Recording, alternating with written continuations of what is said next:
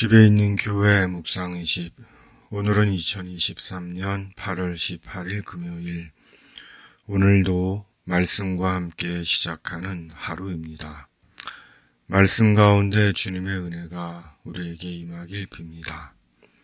말씀이 우리와 함께, 우리가 말씀과 함께. 오늘 묵상 말씀은 예레미야 22장 10절에서 19절.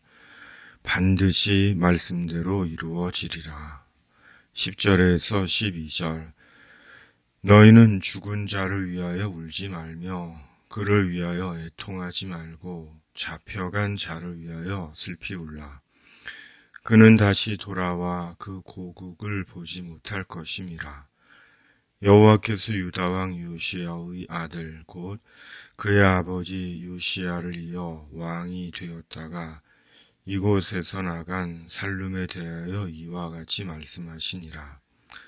그가 이곳으로 다시 돌아오지 못하고 잡혀간 곳에서 그가 거기서 죽으리니 이 땅을 다시 보지 못하리라.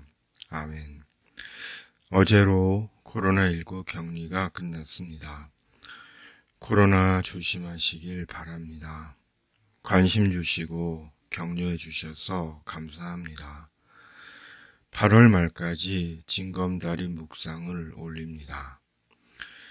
이집트 왕 바로 누고가 아수르를 돕기 위해 북쪽으로 올라왔을 때 남유다 왕 요시야는 바로 누고를 저지하기 위해 무기또로 갑니다. 그리고 거기서 전사합니다. 그 일로 남유다는 이집트의 지배를 받게 되고 요시야에 이어 왕이 되었던 살룸, 여호아스를 이집트로 끌어가고 형제 엘리야김을 남유다의 왕으로 세우고 여호야김으로 이름을 바꿉니다. 오늘 묵상 말씀은 살룸과 여호야김에 대한 말씀입니다. 하나님은 먼저 죽은 요시야 왕에 대해 슬퍼하지 말라고 하십니다. 도리어 이집트로 끌려가 이집트에서 죽게 될 살룸을 슬퍼하라고 하십니다.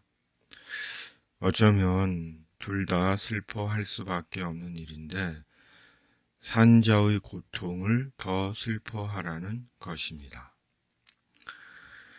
인생은 그 자체가 슬픔인 것 같습니다. 죽으면 죽어서 슬프고 살아있으면 살아있어서 슬픕니다. 지금까지 살면서 기쁜 날이 얼마나 되었고 앞으로도 얼마나 될까요?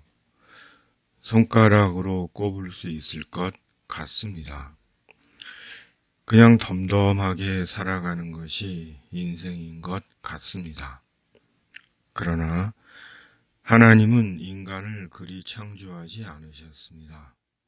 행복하게 살도록 지으셨고 행복하게 살라고 명하셨습니다. 기뻐하고 감사하고 긍정하며 의미롭게 살도록 지으셨습니다. 그럼에도 그렇지 못한 것은 결국 죄 때문입니다. 죄로 인해 하나님의 모든 복을 상실한 것입니다. 죄로 인해 인생이 슬픔이 된 것입니다. 궁극적으로는 죽음 이후 죄로 인한 지옥의 판결로 인해 인생의 슬픔을 넘어 영원한 고통을 겪게 되는 것입니다. 그러므로 죄의 문제를 반드시 청산해야 하는 것입니다. 그리고 그 길이 예수 그리스도이십니다.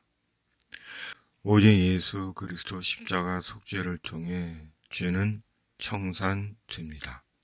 그러므로 예수 그리스도 십자가 속죄의 은혜를 의지하고 죄를 청산해야 합니다. 속죄의 은혜를 받아야 합니다. 그러므로 예수 그리스도 속죄의 은혜를 구하는 자가 되어야 합니다. 그리고 예수 그리스도 안에서 온전한 주의 백성으로 살아가는 것입니다.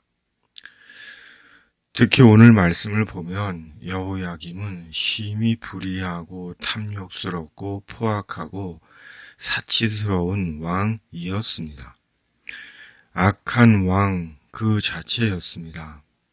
그가 얼마나 악한 왕이었으면 백성들은 그의 죽음을 슬퍼하지 않았습니다. 도리어 죽기를 바랐을 것입니다. 마치 악인의 죽음을 슬퍼하지 않고 악인이 죽기를 바라는 것과 같은 것입니다.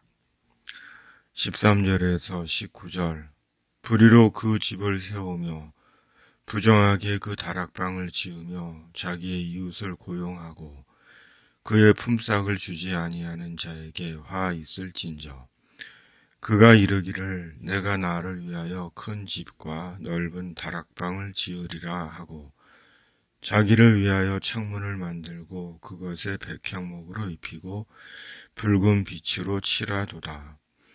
내가 백향목을 많이 사용하여 왕이 될 수 있겠느냐? 내 아버지가 먹거나 마시지 아니하였으며 정의와 공의를 행하지 아니하였느냐? 그때 그가 형통하였었느니라. 그는 가난한 자와 궁핍한 자를 변호하고 형통하였나니 이것이 나를 알미 아니냐? 여호와의 말씀이니라. 그러나 내 두 눈과 마음은 탐욕과 무죄한 피를 흘림과 압박과 포악을 행하려 할 뿐이니라. 그러므로 여호와께서 유다의 왕 요시야의 아들 여호야김에 대하여 이와 같이 말씀하시니라. 무리가 그를 위하여 슬프다 내 형제여 슬프다 내 자매여 하며 통곡하지 아니할 것이며 그를 위하여 슬프다 주여 슬프다 그 영광이여 하며 통곡하지도 아니할 것이라. 그가 끌려 예루살렘 문 밖에 던져지고 나귀같이 매장함을 당하리라. 아멘. 죄는 반드시 대가가 있습니다. 죄는 반드시 대가를 치릅니다. 악행은 반드시 그 대가를 치릅니다. 왜냐하면 하나님께서 살아계시기 때문입니다. 그러므로 왕의 자리에서, 높은 자리에서, 힘 있는 자리에서, 권력의 자리에서 악을 행하는 자들은 화 있을진저 매장함을 당하리라. 엄중한 하나님의 말씀에 주의를 기울여야 할 것입니다. 하나님을 안다는 것, 하나님을 믿는다는 것은 가난한 자와 궁핍한 자를 변호하는 것이고 정의와 공의를 행하는 것입니다. 하나님께서 말씀대로 그를 형통하게 하십니다. 주님의 말씀을 붙잡습니다. 말씀대로 악인들에게 화를 내리시고 무덤에 던져버려 주시옵소서. 주의 성도들은 성도의 길을 가게 하여 주시옵소서. 오늘도 형통한 날 되게 하여 주시옵소서. 예수님의 이름으로 기도하옵나이다. 아멘. 하늘에 계신 우리 아버지, 아버지의 이름을 거룩하게 하시며 아버지의 나라가 오게 하시며 아버지의 뜻이 하늘에서와 같이 땅에서도 이루어지게 하소서. 오늘 우리에게 일용할 양식을 주시고 우리가 우리에게 잘못한 사람을 용서하여 준 것 같이 우리의 죄를 용서하여 주시고 우리를 시험에 빠지지 않게 하시고 악에서 구하소서. 나라와 권능과 영광이 영원히 아버지의 것입니다. 아멘.